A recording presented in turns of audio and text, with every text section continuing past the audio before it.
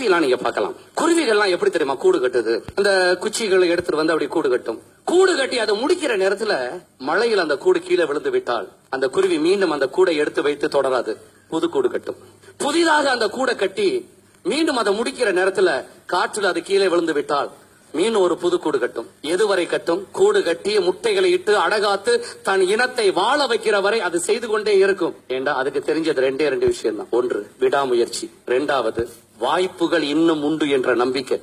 எத்தனை தடவைகள் கூடு கீழே விழுந்தாலும் அது மீண்டும் ஏன் பறந்து போகுது? இதே மாதிரி இன்னும் 1000 கூடுகள் கட்ட இந்த உலகத்துல வாய்ப்பு இருக்குன்னு நம்புது. யாரோ ஒருத்தருக்கு உங்களை பிடிக்காட்டா இனிமே எல்லாருமே உங்களை வெறுத்துருவாங்களா? ஏதோ ஒண்ணுல தோல்வி அடைஞ்சிட்டா இனிமே நம்ம நல்லாவே இருக்க மாட்டோமா? யார் சொன்னது?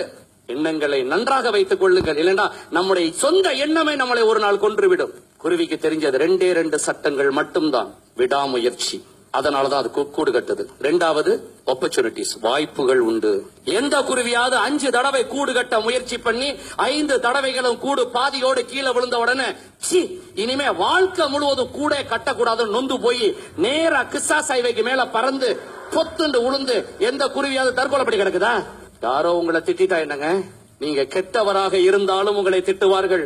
அதே நேரத்தில் அவர்களை விட நீங்க சிறப்பாக இருந்தாலும் உங்களை திட்டுவார்கள். இதான் ஹியூமன் நேச்சர், மறந்துடாதீங்க.